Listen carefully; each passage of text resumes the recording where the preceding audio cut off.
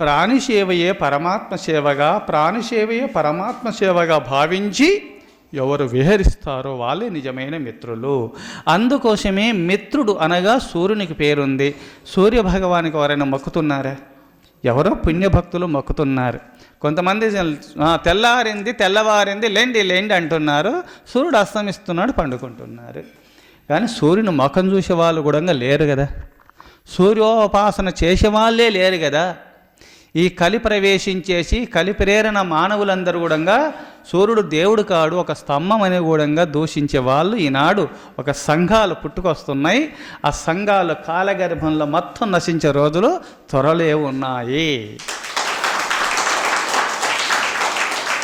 అట్టి సంఘాలు రూపునామములు లేకుండా నశించి, అనగా వారిలో ఉన్న అజ్ఞానాంధకారములు నశించి అందరూ సనాతన ధర్మాన్ని ఆచరించే కాలము ఆసన్నమైంది త్వరలో.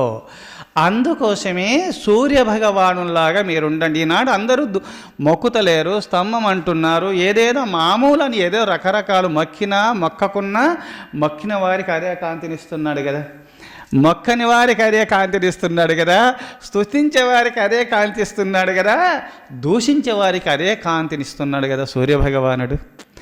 మిత్రులు ఎలా ఉండాలి అంటే సూర్యభగవానుని ఆదర్శంగా తీసుకోండి అన్నారు వేదవ్యాస మహర్షుల వారు.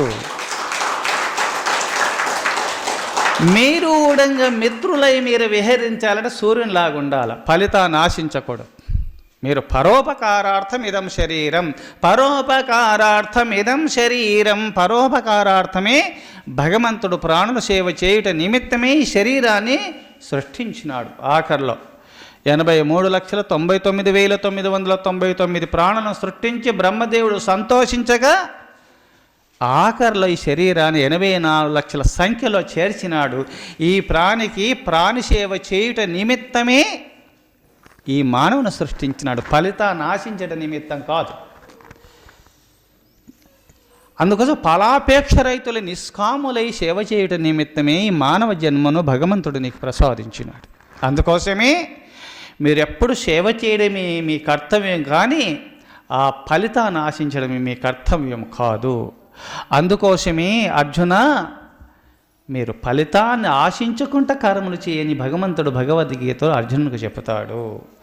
అందుకోసమే మిత్రుని వలె మీరు ప్రతి మనిషి సూర్యునిలాగా ఉండాలి.